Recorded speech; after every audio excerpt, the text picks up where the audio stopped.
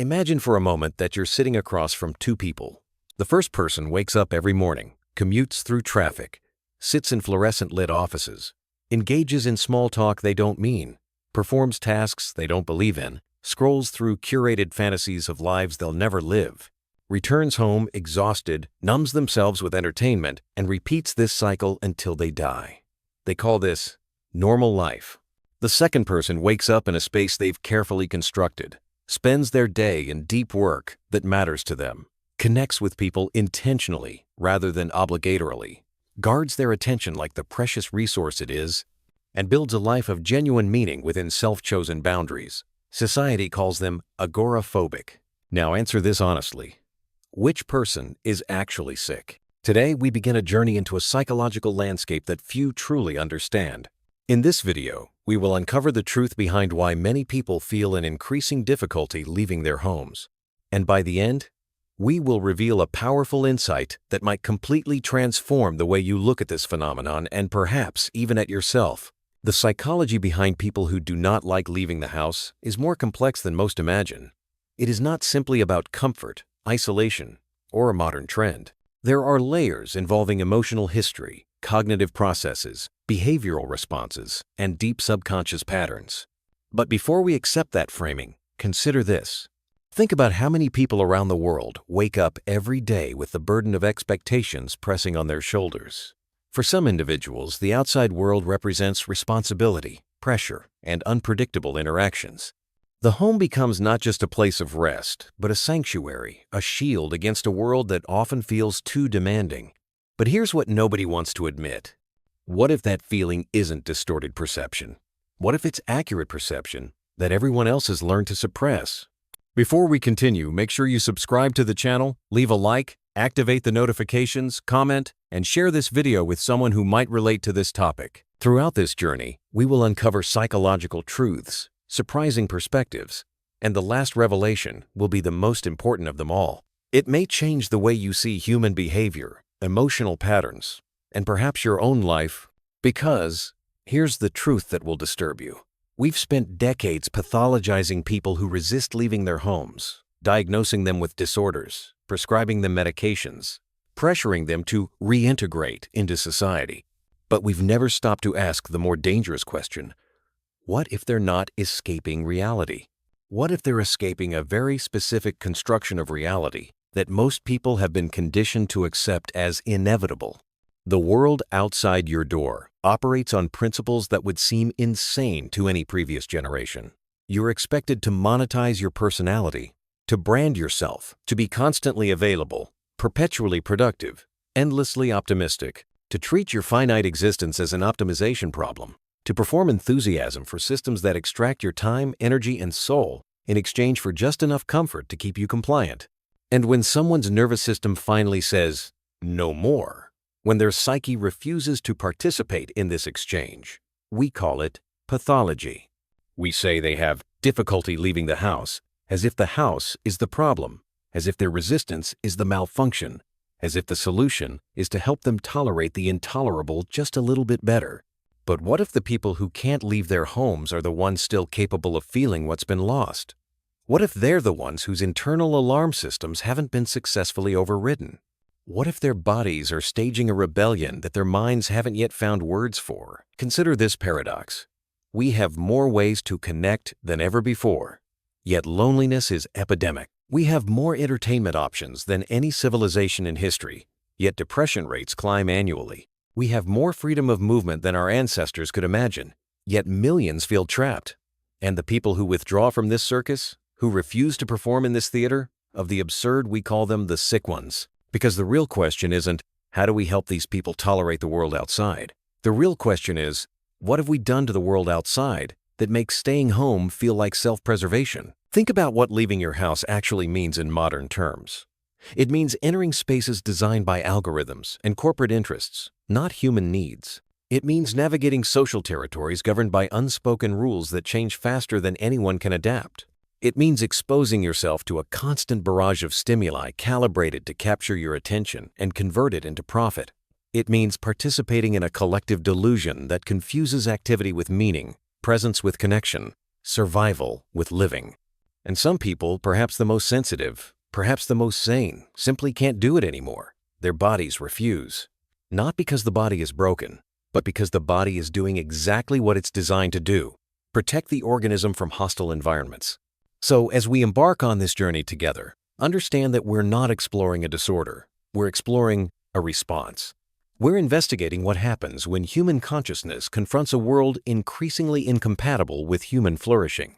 We're asking whether the people who struggle to leave their homes are suffering from a failure of adaptation, or whether they're experiencing a clarity of perception that everyone else has worked very hard to avoid. By the end of this video, you won't see home avoidance the same way. You might not see your own life the same way, because once you understand what's really happening here, you can't unknow it. And you'll have to decide which side of the door you're actually on and why. The philosophers understood this long before neuroscience confirmed it. Schopenhauer wrote that the world is driven by a blind, insatiable will, a force that uses human beings as instruments for its own perpetuation, indifferent to our suffering. When someone can't leave their house, perhaps they've simply become conscious of this, will operating through every institution, every obligation, every interaction that demands they sacrifice their authentic being for the machinery of civilization. Nietzsche went further. He observed that modern society creates herd animals, individuals who've surrendered their instinctual wisdom to collective mediocrity. The person who struggles to leave home might be experiencing what Nietzsche called the pathos of distance, that unbearable gap between what they sense they could be and what the world outside demands they become. The house isn't a prison. It's the last territory where the authentic self hasn't been colonized. Perhaps the people who can't leave home are experiencing a 7-day neurosis. They can no longer unsee that most of what society demands has no authentic meaning whatsoever. Jean-Paul Sartre wrote that we are condemned to be free, that human consciousness creates a burden of choice and responsibility that most people desperately avoid. The transcript speaks of negative reinforcement, of comfort zone strengthening. But what if staying home isn't avoidance of freedom? What if it's the exercise of freedom? The conscious rejection of the unfree life that everyone outside is performing? The person who stays home because they've chosen to build a meaningful existence within self-determined boundaries is more free than the person who leaves home every day to fulfill obligations they never questioned. Carl Jung understood that the psyche compensates for imbalance. When consciousness becomes too divorced from instinct, too colonized by collective expectations, the unconscious rebels, physical symptoms emerge: anxiety, paralysis, the inability to participate in the shared delusion. Jung wrote, "The gods have become diseases. Zeus no longer rules Olympus, but rather the solar plexus. When someone can't leave their house, perhaps Zeus has simply had enough. Perhaps the body is staging a mutiny against the tyranny of the socialized mind." The people who feel emotionally unsafe outside might be the only ones still sensing the fire. Here's what top thinkers recognize. Every society produces its own characteristic forms of mental illness. In the Middle Ages, people had possession states and religious ecstasies. In the Victorian era, women had hysteria. In our era, we have anxiety disorders and the inability to leave home. But these aren't random neurological misfires. They're the psyche's intelligible response to specific social conditions. You cannot separate the interior crisis from the exterior world that produced it. When the transcript speaks of internal emotional regulation, it assumes the problem is internal. But what if the regulation problem is that we're trying to internally regulate responses to externally insane conditions?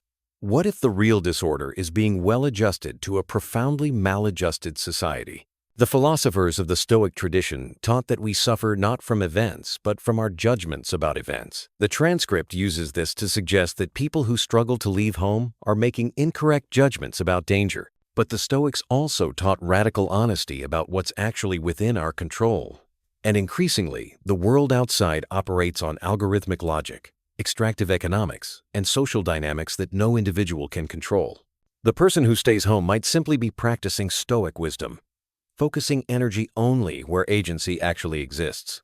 What nobody wants to acknowledge is this: the difficulty leaving home might not be a failure of the nervous system to adapt to modern life. It might be the nervous system's accurate assessment that modern life is fundamentally unsuited to human nervous systems. And if that's true, then everything changes. The question is no longer, how do we fix these people? It becomes, what do we owe to the people whose bodies refuse to betray them? Society tells a simple story. Stay home too long and you'll become isolated, depressed, disconnected from reality, unable to function. Your world will shrink. Your potential will die. You'll miss life happening. This narrative is repeated so consistently that we accept it as self-evident truth. But what if this narrative exists not because it's accurate, but because it's necessary for social control? Consider what actually happens when someone stops participating in the conventional flow of society. They stop commuting, which means they stop contributing to transportation infrastructure, fossil fuel consumption, and the automotive industry. They stop going to offices, which threatens commercial real estate values and the entire economy built around centralized work. They stop engaging in casual consumption, the coffee shop stops, the lunch purchases, the retail therapy that keeps capitalism's heart beating. They stop performing the thousands of micro-interactions that constitute normal social functioning. Interactions that, examined closely, are largely theatrical. The polite fictions, the strategic self-presentations, the exhausting maintenance of a public persona that bears little resemblance to internal reality. When someone withdraws from this theater, they're not losing connection to authentic human relationship. They're severing connection to a system of mandatory performance. And the system cannot tolerate this. So it pathologizes withdrawal. It frames staying home as self-destructive, even though the actual evidence is far more ambiguous. This is what Baudrillard called the procession of simulacra. We no longer live in reality, but in representations of reality, copies without originals. The person who can't leave home might simply be the one who stopped finding these simulations inhabitable. They couldn't keep performing in the movie of someone else's life. And rather than this being a loss of connection to reality, it might be a refusal to accept simulation as reality. The cognitive biases the transcript doesn't mention are the ones operating in people who can leave home effortlessly. Consider the normalcy bias, the assumption that because things have always been a certain way, they should continue that way. Or the sunk cost fallacy, continuing to invest in a life pattern simply because you've already invested so much. Or confirmation bias, interpreting your exhaustion, your quiet desperation, your sense that something is profoundly wrong as personal failings rather than accurate perception. The people who function seamlessly in the outside world aren't necessarily healthier. They might simply be more successfully deluded. They might have more robust defense mechanisms. They might be better at dissociating from the parts of themselves that recognize the insanity of it all. There's a neurological consequence to this repeated self-betrayal that neuroscience is only beginning to map. Every time you override your body's signals, every time you gaslight yourself into believing your discomfort is irrational, you weaken the connection between conscious awareness and somatic intelligence. You train yourself to distrust your own perceptions. Over years, over decades, this creates a profound split, a person who moves through the world successfully but no longer inhabits themselves. The transcript speaks of identity as potentially imprisoning, of people limiting themselves based on outdated beliefs about their inadequacy. But what if the reverse is true? What if the imprisoning identity is person who successfully participates in society, and the people who can't leave home are in the process of shedding that false identity? Jung wrote about the persona, the mask we wear for social survival, and warned that identifying too strongly with this mask leads to neurosis. The successful professional, the social butterfly, the person with the busy calendar and full life, these might be elaborate personas that have consumed the authentic self entirely. The person who stays home, who can no longer maintain the performance, might be closer to what Jung called individuation, the painful but necessary process of becoming who you actually are. Here's the consequence that terrifies people. Once you stop leaving home for an extended period, you might discover you don't want to return to the life you had, not because you've become dysfunctional, but because you've become clear. The clarity is what's frightening, because if you admit that most of what you spent years building and maintaining was theater, was performance, was the elaborate construction of a life that looked good but felt hollow, what then? History's greatest contributions have often come from people who withdrew: philosophers in caves, writers in isolated cabins, scientists in obsessive solitude, mystics in hermitages. The transcript mentions this briefly, calling it periods of withdrawal necessary for growth. But it frames this as temporary, as something you eventually return from. What if it's not temporary? What if it's a different way of being human that's equally valid, perhaps even more conducive to depth, meaning, and genuine contribution? The unseen consequence that nobody discusses is this: A society that pathologizes staying home is a society that fears what people might discover if they stop being busy, stop performing, stop participating in the collective trance. They might discover that most of what they thought they wanted was implanted, that most of what they thought they needed was manufactured, that the life they were told to aspire to is a prison with better marketing than the one they were trying to escape. And once enough people discover this, the entire social structure becomes unstable. So the pressure to get back out there, to reintegrate, to overcome your anxiety, and rejoin normal life, this isn't primarily about individual well-being. It's about maintaining systemic stability. It's about ensuring that people continue performing the roles that keep everything running. The real consequence of staying home isn't isolation, depression, or lost potential. The real consequence is freedom. And freedom is the most dangerous thing a person can have in a society built on compliance. Because here's the rebellion nobody talks about. What if breaking free doesn't mean leaving home? What if it means rejecting the assumption that you were ever imprisoned in the first place? The real rebellion isn't against your nervous system's resistance to going outside. The real rebellion is against the ideology that insists your worth, your health, your validity as a human being depends on your willingness to participate in a world that systematically destroys what makes you human. Breaking free, then, doesn't mean overcoming your resistance. It means trusting your resistance as intelligence. Consider what the great rebels of history actually did. They didn't adapt themselves to sick systems. They built alternative ways of being that rendered those systems irrelevant. Thoreau didn't learn to tolerate society better. He went to Walden Pond and demonstrated that most of what society claimed was necessary was actually optional. Diogenes didn't develop coping strategies for Athens. He lived in a barrel and mocked the pretensions of civilization. The Buddha didn't gradually expose himself to the palace until he could tolerate luxury. He walked away entirely and found enlightenment elsewhere. The Stoics understood this. Marcus Aurelius, the most powerful man in the ancient world, wrote that the universe is change. Our life is what our thoughts make it. But his insight wasn't about positive thinking. It was about recognizing that you already possess everything you need for a meaningful existence within the boundaries of your own mind. External circumstances, including whether you leave your house, are fundamentally irrelevant to your capacity for virtue, wisdom, and tranquility. Breaking free means recognizing this. The prison isn't your home. The prison is the belief that you're supposed to want something other than what you want, that you're supposed to be someone other than who you are, that your natural rhythms, your genuine preferences, your authentic relationship to space and solitude are problems to be solved rather than truths to be honored. The practical rebellion looks like this.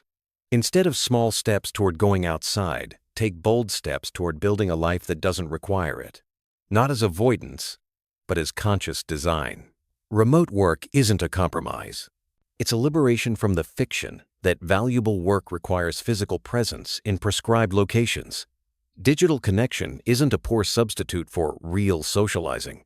History's most profound thinkers understood that power lies not in expansion but in renunciation, not in saying yes to everything the world offers, but in developing the clarity to say no to everything that doesn't serve your deepest purpose.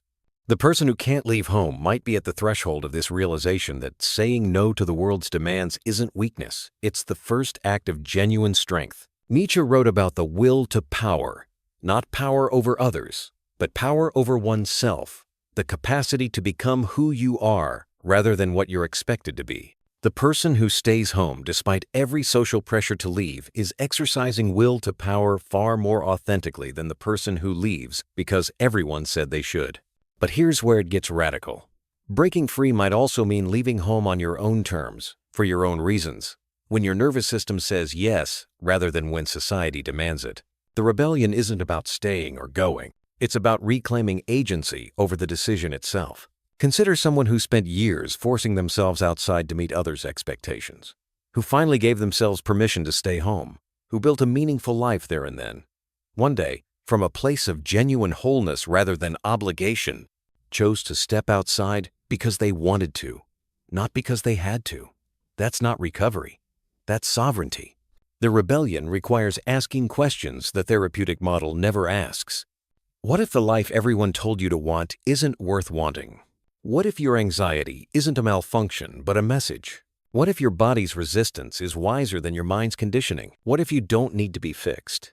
but everything around you does. Breaking free means developing what the Buddhists call right view, seeing clearly through the illusions that bind you. And the greatest illusion isn't that the outside world is dangerous. The greatest illusion is that you need the outside world's validation to live a meaningful life. Here's the ultimate rebellion. Build something so authentic, so aligned with your deepest truth, so undeniably valuable from within your four walls, that the world outside has to reconsider its definitions of success, health, and worthwhile existence. Don't adapt to society. Make society adapt its understanding of what a human life can be. The people who couldn't leave their homes didn't fail at life. They refused a particular version of life. And in that refusal lies the seed of something genuinely revolutionary. This isn't pathology. This is evolution.